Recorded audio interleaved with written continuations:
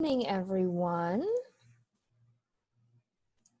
All right, let's get started. It is 7 o'clock Eastern time. Let's do this. All right, so thank you all so much for joining us today. My name is Saran Yitbarek. I am part of the Friday-Saturday Executive MBA program here at Columbia University, and I'm so excited to be here as your moderator for this evening. We are continuing our series called From Campus to Community, a conversation series on Blackness, anti-racism, and equity, presented by the Black Executive MBA students here at Columbia. And today's session is called How to Use Activism to Champion Change. So we're going to focus a lot on activism at work, in our everyday lives, and such. We have three incredible guests with us today. I'm so excited to introduce these three people. We've got Stafford from Blackrock talking about finance, and anti-racism and activism at work. We've got Jonathan Kubakundimana from the Equal Justice Initiative, and we have Candace Lightner, who's founder of Mothers Against Drunk Driving and is currently president and founder of We Save Lives. So we've got a lot to cover today. We've got a lot to go through. We've got powerful conversations, and don't forget that we're also going to take questions directly from you. So please make sure to get your questions ready. We've got three powerful guests. You definitely want to make sure to pick their brains, get their perspective, so make sure to get those questions ready. So we are going to start with Del Stafford, who is our first guest. Del, welcome. Thank you so much for joining us this evening. I believe you might be muted. There you go. No, still unable to hear you. Let's see.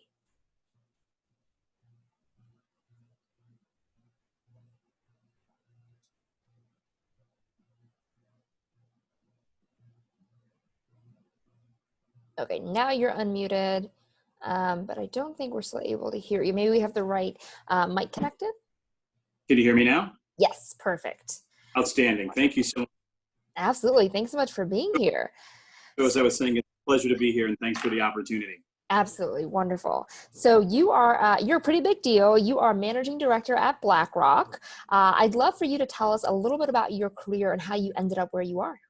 Yeah, sure thing. And if I could take a few years back, and probably Sure. more than just to give you a sense of context. So coming out of high school, I didn't quite know what I wanted to do. I had three primary interests. One was cooking. We had music in my family. My brother's a professional musician, but my dad worked in human resources. And so through being a human resources executive, we spent a lot of time talking about finance and investments because he sat on the investment committee at his organization's pension fund. And so it was really through that discussion in hearing more about, back then it was the Vanguard and Fidelity going head to head on active versus index, that I began to kind of shape an opinion that this finance thing could be pretty important. And it also kind of synced up with this Charles Schwab and discount brokerage idea. So I'm dating myself a little bit, but you can get the context where this was the beginning of seeing green shoots of the individual investor. And so from then on, I ended up going into business school and moving on from there. Wow. And managing director, it sounds like a really big deal. Can you tell us what that is for those of us who might not be as familiar? Sure. So when you think about the organizational structure, specifically at Blackrock, managing directors are those that are leading larger enterprises and businesses, or rather they may have kind of a critical sense of responsibility and very specific or technical skills. Myself, I'm focused on delivering and helping clients shape investment solutions. So this is institutional clients. And so there's a team of about 25 specialists that work with clients to help them think through their most pressing issues, and we help them design solutions that leverage our products. And so it's quantitative, but it's also client focusing, which matches up what I'm interested in doing. Wonderful. So tell us about some of the contributing factors of success in your career. Yeah, so it's this might seem overly prepared, but you have to trust me on this. We have a few as part of the Black Professional Network at Blackrock. I have two folks that I'm mentoring, and so I get this question like, what makes a successful intern? It's just a summer intern. So I'll give you 5 things, and we can pivot from there. So one is finding an anchor and passion that you can really soak in, and I love this concept of soaking in. And for me, it was around investments. Second is having that thirst for knowledge. Third is always trying new jobs when asked. Building and maintaining relationships is the fourth, and delivering with excellence. And if I go back and looked over my career, all of those areas of where I've either subconsciously or consciously really tried to focus on, and they've really helped. I think helped drive to where I am today. And I think they've been beneficial for folks to learn about that may be entering their career or thinking of transitioning into new careers as they may be in an MBA program and figuring out what that next step might actually be for them. Mm-hmm, mm-hmm. So I want to hear a little bit about what your experience has been like as a Black man in the financial industry. I know that, being Black in a particular field is incredibly personal. It's very specific to who you are, your circumstance. And I'd love to hear your perspective. What was it like for you? Sure. So when I started in the industry, and I'll again go back in time, I did my internship at an organization called the Vanguard Group, and I was a junior in college. So this is undergrad. And coming in, I realized that there wasn't a lot of Black professionals, and while it was in a processing unit, there wasn't a lot of Black professionals, and I had an opportunity to really kind of poke around. But that being said, if it's helpful context, there was one person that was pretty instrumental, and I would call him a sponsor, but it's tough to have a sponsor for a 20-year-old kid that's still in college. But one of the things that he did for me during that summer, and his name was Dave Hamra, was that while being an MD, he did a few things. One, he knew I wanted to be a PM. So he introduced me to Jack Bogle at a 6 a.m. municipal bond portfolio managers meeting. Wow. I spent 15 minutes on the PM desk, on the fixed income desk. And then he got me 15 minutes with Jack Brennan. And so this is all as part of a summer intern. So I got credit, but then I also got exposure. And then after graduating a year later, I didn't know what I wanted to do. And so I called this guy again and said, hey, I think I want to come back. And he set me up with 2 interviews. And so I started off on the phones, and there, again, it wasn't as many Blacks as I would have expected, but I kind of harkened back to those areas that I spoke of earlier, which were having that passion, thirst for knowledge and training. And that's where it started to take on new responsibilities, always trying new jobs when asked, continuing to matriculate. So whether it was going back to night school for an MBA or going into the CFA program, and those were the things that really motivated me, is I knew that I didn't want to say no to the wrong things, but I knew the more that I broadened my skill set and I was having fun at the same time and the organization was providing me opportunities, I knew that there was going to be additional success down the road and perhaps even opportunities that I wasn't thinking of at that time if I stayed open-minded and continued to train. Mm-hmm, mm-hmm. So one of the things that has really come to light with Black Lives Matter and the recent interest and really focus on issues in the Black community is this idea of mentorship, of uplifting, of helping people climb the career ladder and just promoting careers. And one thing that I've heard a bunch of times is this idea that Black people are over-mentored and under-sponsored. And I wanted to know from your experience, has that been true for you? Has that been true of the people that you've seen around you? Absolutely. And so here's where mentors can be very helpful in guiding you on things that you can be doing better, and they can also posit ideas with you for things to consider. But being sponsored means that someone's going to have some skin in the game, right? I go back to this person that I only spent a few weeks with. I spent the summer with him. And the relationship that we developed, even today, I could probably give him a call, even though I think by now it's probably been about 15 years since we've last chatted. Wow. But one of whom where you spend a couple months with, you can call them on the phone and they can give you insights, even the guidance of like, Del, I've known you for the 2 months we spent together. This is the right role for you. It's people that are going to think about, they're going to invest and learn who you are, learn about what makes you who you are, how you tick, and then begin to think about if they hear of opportunities that they're going to put your name forward for it. And that's the trigger. And so it's happened throughout my career. It's been more palpable in certain times versus other times and in certain roles. But it is absolutely the case and critical. We can all get better at what we're doing, and mentors can help guide you on how to think about things differently and maybe even communicate differently.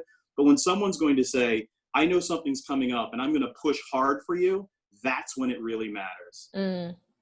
Absolutely.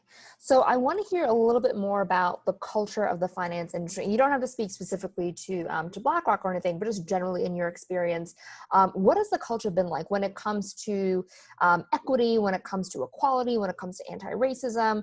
How would you describe the financial industry? Yeah, it's a great question. And the best way that I would describe it is before and after, right? And so if you think before, I believe that, whether it was social equity and diversity and inclusion, these were in some firms were largely buzzwords that were necessary. And then in other firms, the culture really embraced it. And what we're seeing now, given the events earlier this year, we're finding within financial services that organizations are calling out and providing levels of transparency that I don't think we've ever gotten before. And so the after is you're seeing levels of transparency with respect to Black professionals and percentages, whether it's in leaderships or just the employee base, and actual commitments on how they want to increase that. And so it's still early days, but once you've kind of made this commitment and gone on record of doing things, or that you will be doing things, you kind of have to follow through, because that's the social contract, that you will, that you've signed. And so, like I said, it's early days right now, but we are seeing more commitment. And even within our organization, there's some really cool things that are beginning to happen. And the leadership that we have at the GEC level has been fantastic at listening and going on listening tours of Black professionals and allies to know what the Black professional experience feels like in the firm. Hearing stories, and storytelling is something that's pretty important, because now what you're doing is you're taking data and you're putting it into context and personal context, and people will respond differently to that. So all of these things are happening. I have a lot of ideas bouncing around in my head, but I'll just pause for a second and see where to take things from here. So tell me what are some of the stories that have come to light in these listening tours? Yeah, so it's a few. I mean, some of the questions or some of the comments have been, well, let me tell you how I feel. So I find at times, and I say but you may hear, the question comes up around, have you felt racism at work? And I say, the more that I think about it, and I've heard this through some of the discussions, is, apathy and we'll call racism, as you've defined it, kind of feel and look the same way inside of a corporation, because it's really tough. It can be events where, there are individuals that do the majority of the work, but there may be others that actually present it. And it could be perceived as maybe it's a different communication style. Like, that's just one way that it can often show up. So here's some of the things that we're hearing. It could be the difference between, much like the conversation we heard earlier, which is really around sponsorship. And so do I feel that there is someone that has me in mind is going to help pull me up and provide additional opportunities? Because it's not as if it's necessary. It's not to be viewed as I need help. And it's more of everyone needs an advocate, right? And to the extent that there is advocacy happening across the board, you need that advocacy as well. So that's another thing that we often hear at the same time. So those are just, whether you're speaking at one organization or I'm speaking outside to professionals that I know, it's really the way that it feels. And those are just a couple of the stories that we're hearing that I think may have broad appeal to others in the audience. Mm-hmm. So I love this idea of listening tours and taking in stories and believing those stories, right? A lot of times people might kind of brush it over and go like, oh, it's just a one-time thing. But what does it look like for these organizations to actually act on it? And we talk about designing programs and initiatives. What are some examples of things that you've seen? Yeah, so it's still early days, and just in our firm alone. So one of the things that I mentioned was, Blackrock references about 3% of the firm that are in leadership positions. I think 5% of Black professionals across the board. And from that, there's a desire to actually move or increase the representation to 30% over the next 4 years. And so to do that, there's a lot of design that needs to happen, because it's around pulling people up and it's around pulling people into the firm, especially if you're trying to increase the leadership ranks. And so to do that, it's really going to be around recruiting. It's going to be around retention. It's going to be around development opportunities. So whether it's looking for sponsorship and acceleration opportunities. And then the other piece, which we can't lose sight of, is how can we create an environment where it's okay to talk about this? Now, we haven't gone yet, but one of the things that I can say that if I were to look if there is and I hate to call it a silver lining of some of the things that have been happening. I mean, even personally, for someone of whom didn't feel as comfortable having this discussion and being more of a direct advocate in this space, I think this environment has really broken down what I would say barriers for everyone to have a discussion in a way where you don't feel that there's potential blowback, if you will, or self-servingness. So it's an interesting time that I think we all have to kind of take advantage of. Absolutely. So I love this idea of numbers and goals of we're going to hire this percentage of people who are Black, we're going to do recruiting, because those are stats, that's data you can look at and you can, it's very tangible. But I think one of the issues with racism, discrimination at work is that a lot of it is just hard to pinpoint. It's not very explicit, right? A lot of it is microaggressions or being overlooked for a promotion, and maybe your name is a little different on a resume and you don't get treated the same. So when it comes to kind of the invisible issues around racism, what are your thoughts on what we as individuals, as organizations, can do about that? No, it's a super one, and so your points are a good one. This is where the rubber meets the road, right? And so I would say first and foremost that as you're able to have more open conversations about it, people are much more willing to call it out and they see it, right? And I can't underscore that enough, where you can, and that's just, and I mean that not just for Black professionals, but allies that are sitting in the seat, because there are people that I'm now engaging with on a conversation about race that I never thought that we'd really have that conversation. And so as they get that context, they are much, much more willing to engage and actually call that out. I mean, certainly there's things that we can do around having diverse palettes, which our organization does, both in terms of diverse slates, but also interviewers. We can be thinking about operating committees as well. And so when you think about the committees that are leading organizations, there's that need to have that diversity of thought and experience to help break some of those things down. And so part of it's going to be happening top, at least in my opinion, that is, some of it's happening bottom up from the inside out, but then also from the top down, where we can have more senior people having conversations about what's being observed. And that's where you're going to start to see, in my opinion, some of the microaggressions being called out and actually being minimized to some extent as the environment, as we create an environment to have more open conversations, and there's more deliberateness in the firm in saying that this is important to us. I find that that's when we're going to see real success. Mm-hmm, mm-hmm. One of the things I've been really excited about is seeing business leaders and people in charge really coming up with these initiatives and coming up with these programs on how to change their own organizations. But at a lot of places, it also comes, as you mentioned, from the bottom up, right? It's individual workers, asking, calling for that transparency. What are your thoughts on activism at work? Is there a place for activism at work, or is that kind of a tricky territory?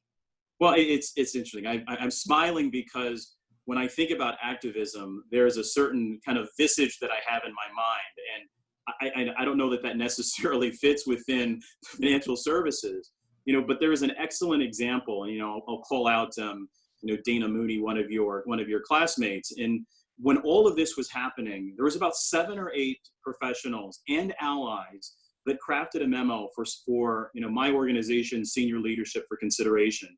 And it was called Improving Inclusion and Equality at Blackrock and Beyond. And they came up with a series of proposals that highlighted areas around talent acquisition, around talent management, around diverse employee development and retainment programs, around getting in the community, around financial literacy. So there was a whole series of things, again, to change the culture from the inside that could also be quantified and measured, but then also how can we reach outside as an organization and be much more intentional in the way that we're investing and living out our purpose as an organization. So when you ask about activism, I think that's an excellent example. One other example that I would say is it is still perhaps bottom up, but starting at a senior level, was just the opportunity for some of the leaders in a Black professional network to have a discussion with our GEC. And so again, it's around what is the Black experience and observations at Blackrock. And so when you have that level of dialogue, some may say that you need more than dialogue, which I completely agree with, but you're not going to get change without a dialogue. And so you have to start somewhere, and that starting is where we are. But I think we're moving beyond that just in some of the energy that I see behind it from many of our leaders, from the head of HR to the GEC sponsor for VPN, to even the leader within my organization, and just how we're all looking to embrace this and better understand what we could all be doing differently. One of the things that's maybe a little frustrating about activism is, usually activism is rooted in this desire to see a social change, right? It's a social justice, activity, but unfortunately, a lot of times those fights can be seen as political, and it can be politicized, even when that's not the intention. So it can be, confused when you're trying to be an activist at work and you're fighting for social causes, that you're bringing politics into the workplace, which, as we know, is frowned upon and is something that you keep out. Where's the line for you when it comes to politics and activism? Where's that boundary? In this instance, I think it's more in the approach, right? At least in this particular cause. To me, it has a lot to do with, we are aware, we're very much aware of what's going on outside.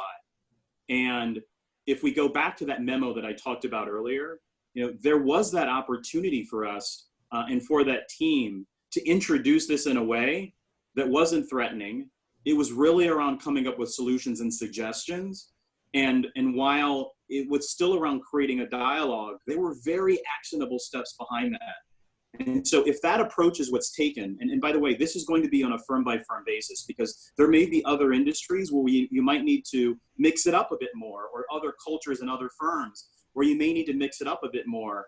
But at least inside of my firm, I think that worked pretty well. So when you think about activism and its connection to being politicized, if we stay with the facts and circumstances and how things are being affected on the ground and what people are thinking and feeling, and we're coming up with solutions on the other side of it, then it's disarming, and it's focused on changing. It's focused on solutions that are to address a certain problem, as opposed to highlighting something where there's an ulterior motive that's coming behind it. That's my. Absolutely. And my last question for you is, when you think about the role of individuals, business leaders, and people who hope to become business leaders, what is your advice for trying to create a more equitable place in their place of work? Yeah, I would say for and I include myself in this. I admitted earlier that it wasn't an area that I wasn't.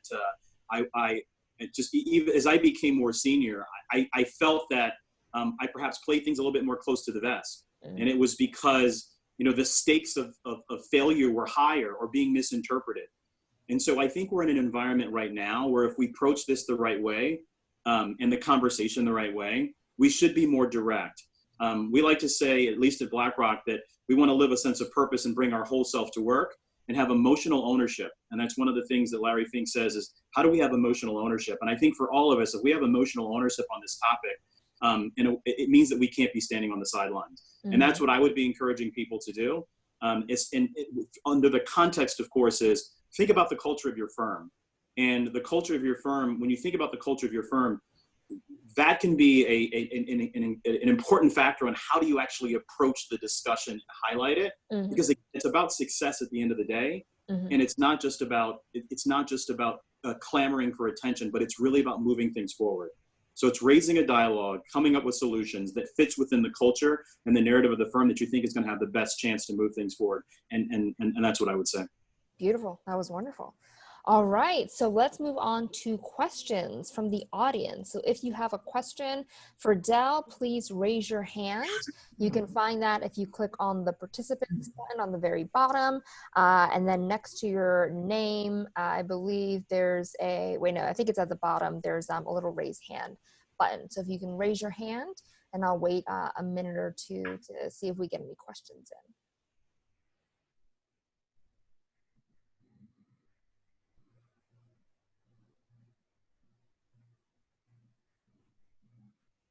All right, we have a question from Peter Gray.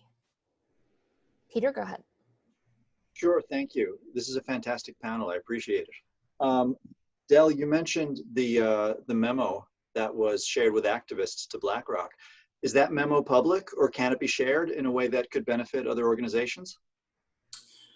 Thanks for the question. It's not something that we've made public, but at the same time, these are themes that we talk about, and you've probably seen in various forums. And so it's around specific topics around sponsorship. It's around financial literacy and investment outside in the communities. And so if helpful, there are things that Blackrock is doing today that syncs directly with some of these topics that this group of people pull together. And happy to make that available to you. The memo itself isn't one, but know that there's a high correlation. Whether it's cause and effect or correlation, know that there are a lot of those things that we've made publicly available that we're doing. And so whether it's investing in underserved communities, whether it's around financial literacy, et cetera, these are things that that were a part of that particular memo, and they are in direct sync with what we've made publicly available. Great, thank you. Wonderful. Thank you. Thank you for your question, Peter. Any other questions for Del? I'll give you a moment.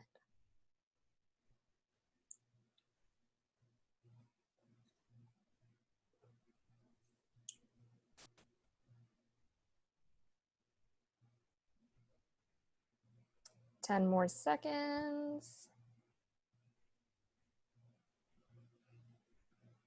All right, I think that's it. Thank you so much, Del. Really appreciate your time. This was wonderful. Thank you. I really appreciate the opportunity, and have a great program. Cheers now. Absolutely. Actually, before I bring her on, I'm going to share a really powerful little video that's going to properly introduce her. It's going to do a much better job than I can do. So we're going to do that. So let me go ahead and share my screen. And then I'm going to let you watch this video.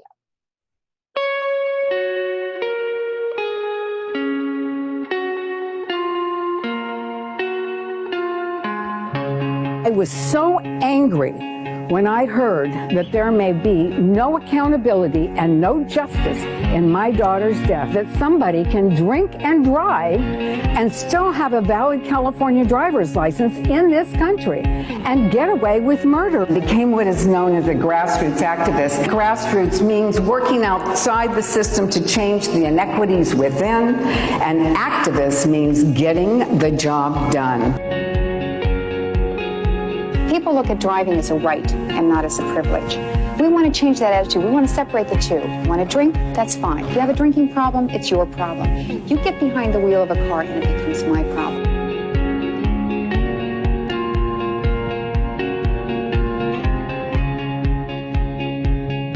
You know, you kick a few pebbles, turn a few stones, and eventually you have an avalanche.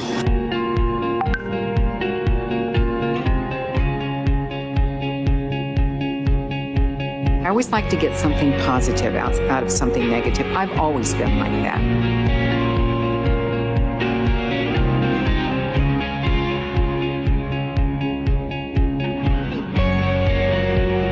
Society needs activists on all levels who have not forgotten how good right can feel and the self-fulfilling importance of making a difference.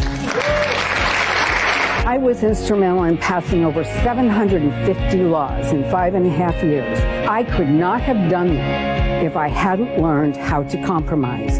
Did I always get what I wanted? I did not. But did the laws make a difference? They did. Deal with the issue on the local, state, and national level, because it's a local, state, and national problem.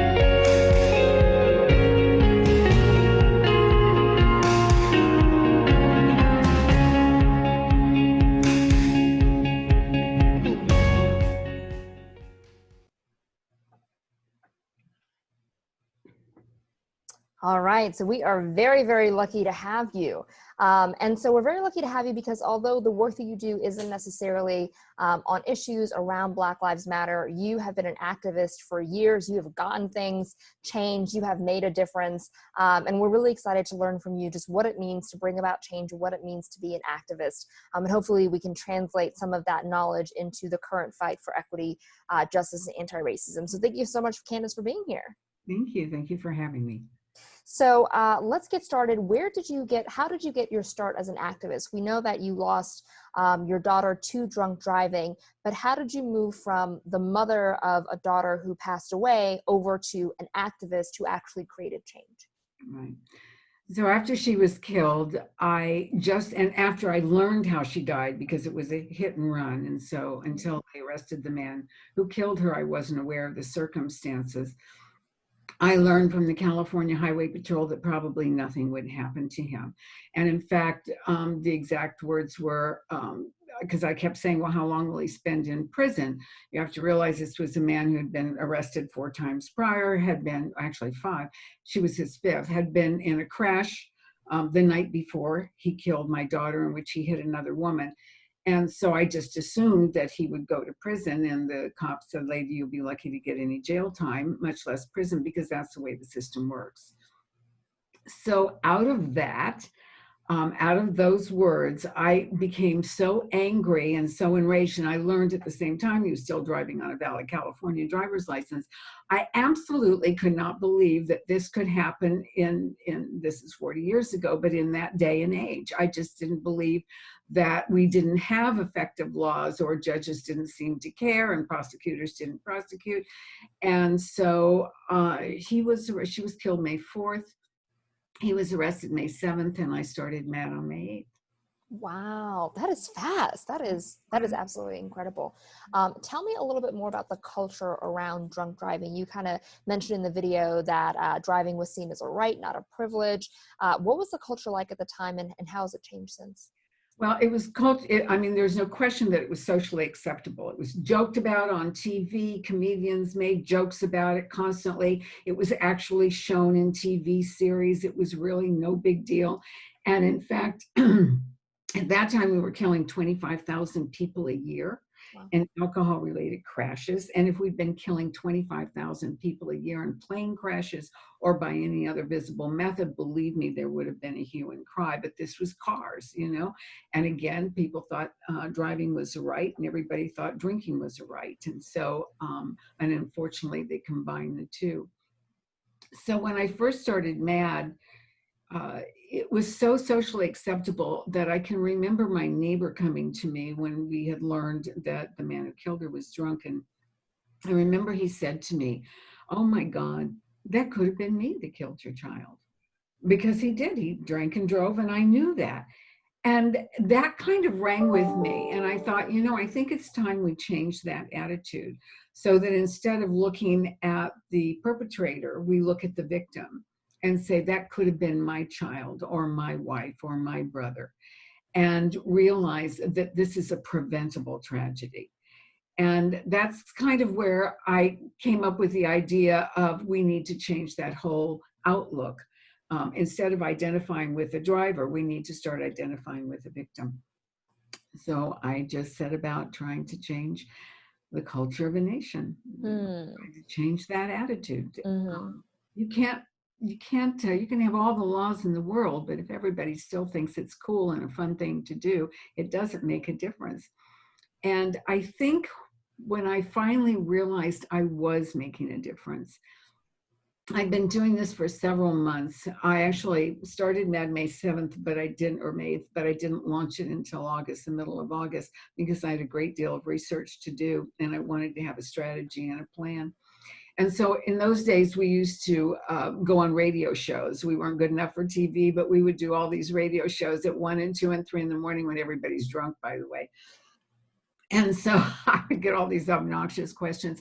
But anyway, and then I sort of graduated to daytime radio. And I remember I was still working out of my home off the kitchen table.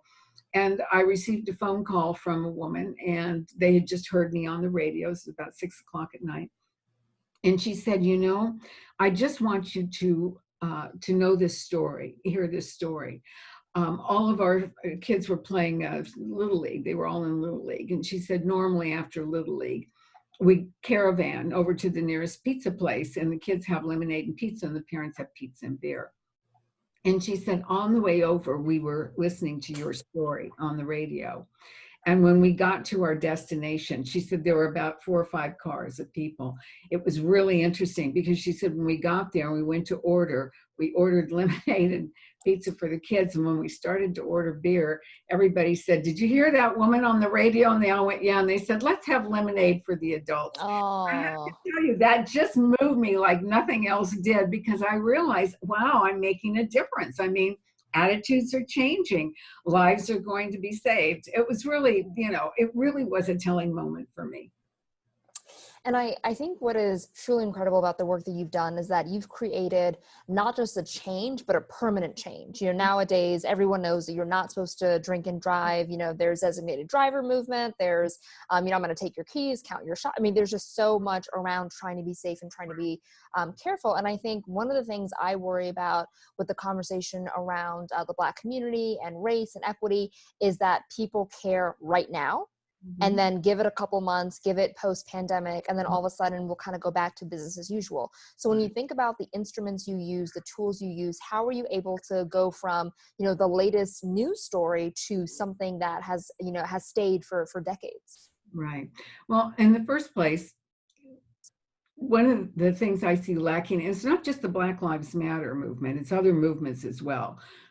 They movements that don't move, they sort of go here and then they never go further. And I get so frustrated, is that we had a strong leader, me, who was very solution oriented, me, and who had a strategy and a plan.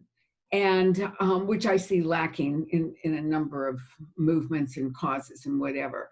And I definitely see a lack of leadership in this country, period, but especially among movements and causes and whatever. So, and to be an activist, you really need to be solution oriented, and you need to be willing to dedicate a great deal of time to the movement or the issue. You just do. It's not something you do part-time. It's not something you can do, here and then sell real estate over there. It's a full-time job, and you have to be on the ball full-time, and you have to know what's going on around you. You have to see the pros and cons. You have to be able to compromise. One of the things that I feel strongly about today is that here we have all these protests, and take a look at Portland, Oregon, and I keep wondering, where was the negotiation? All of a sudden, we just went from no negotiation to escalation. And it's where was the discussion? Did people meet? And I don't know this, but I can't find it in the media. But did people meet? Did they sit down with the leaders of all these different groups and say, okay, what can we do here? How can we solve this without federal agents coming in? Without all of this violence. And I don't see that anymore. I don't see that ability to negotiate. And I was telling one of your fellow students that after I left MAD, I joined the Foundation for Mideast Communication. I'm an American Arab, and it was co-founded by Arabs and Jews. And we worked on peace in the Middle East, peace initiatives. And it was interesting because it was dialogue groups, and we would have Arabs and Jews come together and dialogue and talk about the differences and similarities, which was fascinating. But one of the things we did is we would send an Arab out into the community along with a Jew, and they would talk to the students or whatever. And the impact it had was absolutely amazing, because Arabs have also been discriminated against to a large degree. And I'm sure Jews feel the same way, that they have too. And so going into the schools, first it dispelled the myth that a lot of people have that Arabs and Jews can't get along, because they did. But they would talk about their differences and they would talk about their similarities. But they also realized that they were normal people, just like everyone else. They weren't terrorists, they weren't, wealthy bankers or whatever the stereotype is. They were just people like everyone else. And just, we used to hear all the time from these kids about what a difference it made in their own attitudes and how they would take that home to their parents. So I am a big believer in people coming together and talking about their differences and their similarities. And I'm a big believer in discussion and negotiation before you get to the protest and the violence. Yeah. So when you think about, for those of us who haven't quite, brought about the incredible change that you have and haven't gone through that process, what is that process? On the 8th, when you said, I'm going to start an organization, where do you start? What do you do?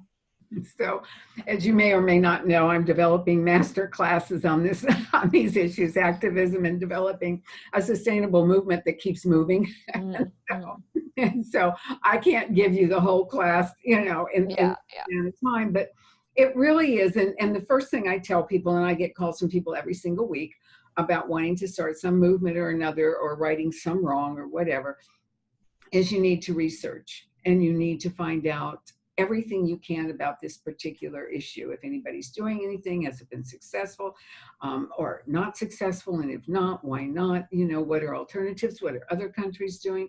When I started MAD, I spent 3 months looking at other countries, and we didn't have internet in those days. We didn't have computers. So I did it the long, hard way by looking in the library and getting newspaper clippings and connecting with highway safety groups, government highway safety groups, because we didn't have civilian at the time, and having them send me information about what this state is doing or that county is doing or what policies have been changed.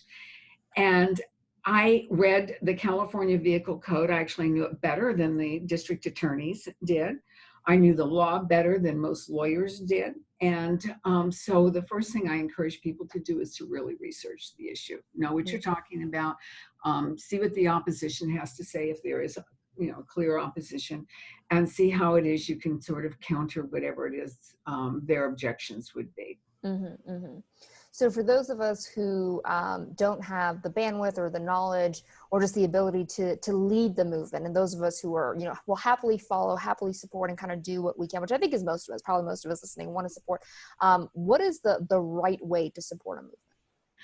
So this is also what I tell people when they contact me. And I hear on so many different issues, you can't believe the horrible injustices that go on in this world in so many different arenas. And I say to them, especially if they say, well, you know, I have to work, or I can't give up that kind of time, or I'm married, I have a family. I say, look for an organization that's doing what it is you want to do. And believe me, they're probably out there. They may not be, but if they're not out there, if you can find one that has any sort of similarity, contact them and see if they would be willing to change their mission statement a bit and add in the component that you think needs to be there, that you think is missing, filling the void.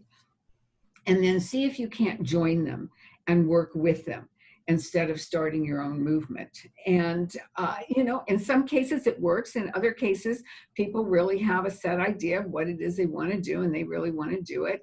And that's all there is to it. And they don't really care what anybody else is doing. You know, they just sort of have it in their mind that this is what they want to do. And that's fine too, as long as they're willing to put the time and effort into it. Mm-hmm, mm-hmm, absolutely. Is there a wrong way to be an activist? Yeah, I think so. I think one of the reasons why I was so successful is because I was incredibly naive. So, which worked in my favor. So I just took in everything and I absorbed everything. People used to call me Mrs. Smith Goes to Washington, you know. So I surrounded myself with people who were in the system, who knew what was going on, who had been doing this for a long period of time, so that I could learn from them. And I think that really was an advantage for me. And I've come across activists who aren't willing to surround themselves with the right people, who think they have all the answers, when in reality they may not, who think they're always right, when in reality they may not be. And what happens is they alienate people so much, including potential followers, that they never get anywhere. Mm-hmm. So what is really incredible about the movement you started and you led is that you're able to do two things. You're able to change the culture, and you're able to also change the laws. Tell us about some of the successes of the laws you had changed and added. Well, you can't change the culture in our case without changing the laws, because I can't say that drunk driving is a serious crime. It's a violent crime. If a judge is going to slap you on the hand and just say, give me $25, basically. And truly, nobody was going to prison. I think the man who killed my daughter, by the way, this is 40 years ago, ended up in a halfway house, which was one of the most stringent penalties at the time. He went to and from work, drove his car, and then went home on the weekends until I raised so much hell, they finally took away his license. Can you believe that? Wow. But I'm saying, and that was considered really tough, and only because of what I was doing, or he wouldn't have gone to the halfway house or the prison or whatever. So, so in my opinion, based on, and I sat in courtroom after courtroom after courtroom watching sentencing, in order to convince people we were dealing with a serious crime, we had to have it act like a serious crime, be treated as a serious crime by the judicial system. So hence, we instigated or initiated, at least in California, which actually kind of went around the country, a mandatory 2-day minimum jail on a first-time offense. And there was an alternative, and I can't remember now, frankly, what it was, but it was either jail or this, but both were strict.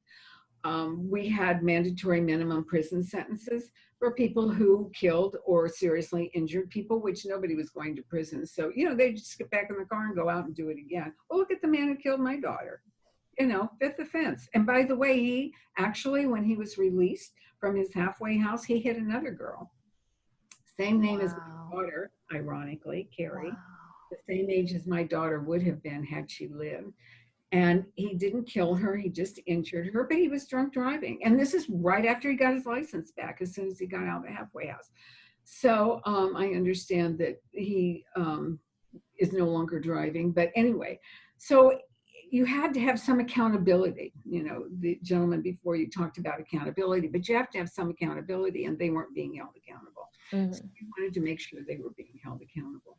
Mm-hmm, mm-hmm. I think that when it comes to culture versus legislation, I think for a lot of us, culture feels a lot more accessible because, even if we can't change the culture of society, we can change the culture at work. We can help change the minds and the perspectives of our family members, our friends, our colleagues. And so for those of us who want to go beyond that and really support legislative change, how can we do that if we're not in a full-time position to do so? Did you catch that, or you want me to say that one more time? Yeah, because you froze. Yeah, right. Yeah, you froze. So what I was saying was, for those of us who want to go beyond changing the culture of our immediate surroundings and want to support legislative change, and we can't do that on a full-time basis, how do we support specifically legislation? Well, I don't know the gentlemen that were on in terms of their organizations. Probably they wouldn't be the ones that would have, but maybe NAACP or some of these other organizations actually have legislation that they're trying to get introduced in the past. So I would find out from them what it is they're trying to do, and then jump on the bandwagon and be supportive. And I can be specific with you if I have specifics, which I don't, and tell you or them what to do and how to do it. But I think it's finding groups that share the same goals that you do, that have the same sort of mission that you have, and then have the power and the clout to get something done. And then go to them and say, okay, let's see what you're doing, and we can get on board with this, or we can get on board with that. We'd like to help. Let us know what to do. And I'm sure if they can't tell you, I can tell you what to do and how to move it forward and get it passed. Wonderful. And for my final question, for those of us, we're here because we care about these issues. We want to bring about a change, and we're trying to figure out where to put our anger, our frustration, our sadness. Do you have any final words of advice on what we can do, what we should think about in terms of the Black Lives Matter movement? Yeah, I'm a believer in solutions, but I'm also a believer in getting something positive out of something so negative. So I would find something very positive that you can do that could make a difference on this particular issue. And the first gentleman talked about the mentoring and sponsorship programs, and there's Big Brother, Big Sister, but I would find some positive volunteer action, really, that you can do that takes you into the community, that gives you the opportunity to work with different people. And I don't mean just blacks, but blacks and whites and whomever. And you can do it in honor of the movement, frankly. You can do something really positive in honor of the movement. I think it helps deal with the anger, which I know it did with me. And I think it opens up kind of a new way of looking at things. Actually, I do have one more question for you. And in the meantime, please, folks who've joined us, please feel free to raise your hand if you have a question for Candace. What was the hardest part about leading MAD and creating change? Grief. I really had to put it aside, because there were days, when you lose a child, it's the absolute worst thing that can ever happen. And it's like 5 tons have been dropped on your heart. And getting up is really difficult. And I did this, as you know, right afterwards. And so to me, the hardest thing was making it through the day and then not grieving in public, because I was really concerned. I did not want to be seen as a grief-stricken mother, although I was, but as someone who cried at the drop of a hat or used her tears or emotions to get things done. So I did not. I never cried in public except once, I think. On the Today Show, but my mothers did, my members did, but I didn't, because I felt that it just didn't give the right image. So I think it was probably getting through my pain, why I wrote the book later on about grief, Giving Sorrow Words, How to Cope with Grief and Get On With Your Life. It really was dealing with grief. Wonderful. Well, thank you so much. If you have a question for Candace, please raise your hand. I'm going to give you all a minute to gather your thoughts. Really great words of wisdom from a pro. I mean, from someone who's just made such a huge impact over the decades. I just can't imagine a time when drunk driving was acceptable. It just seems so foreign nowadays, you know, and a lot of that is because of your work. So thank you for, you know, we save lives, literally saving lives and changing legislation and changing culture. We owe a lot to you. And as, you know, people who want to be active in this movement, there's a lot of lessons that we can take away. So thank you for sharing those with us. Okay. Any questions for Candace? Last call. Okay, looks like you said everything you needed to say. Thank you so much, Candace, for your time. We really appreciate it. Thank you to all of our guests for sharing their experiences, stories, perspectives with us. And as always, at the end of the event, I have 2 things that I'm going to ask of you. I'm going to ask that you please fill out the post-event survey that we're going to send out to everyone to let us know how we're doing. We have 1 more of these sessions coming up on August 11th, so we'd love to know how we can make that extra special for you. And I'm also going to ask you to think a lot about the words that were shared today, specifically a lot of what Candace said about being a good activist, about being a good member of the movement, of being a good supporter, and think about what you can do in your lives, you know, for your friends, family, coworkers, to fight for justice, equity, and anti-racism. So think about those things. We've got our final event happening August 11th, so make sure to register for that, and we'll send out a link to that in the post-event email. And that's all we've got. Thank you so much for spending the time with us. Thank you for spending the evening with us. We hope you found this event to be educational and thoughtful and inspiring. And that's about it. Have a good night, everyone. Thank you.